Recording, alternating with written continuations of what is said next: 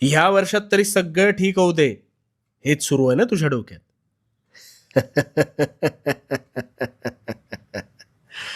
पलटतील. तुझ्या नशिबाचे फासे सुद्धा निश्चित पलटतील.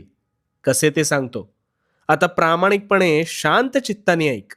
तुझे प्रश्न सुटतील. सगळ्यात आधी एक गोष्ट ध्यानात घे. नवीन वर्षात तू जुनाच राहिलास तर तुझ्या आयुष्यात काहीच नवीन घडणार नाही. गोंधळलास ना? आता एक गोष्ट ऐक. दोन घनिष्ठ मित्र होते.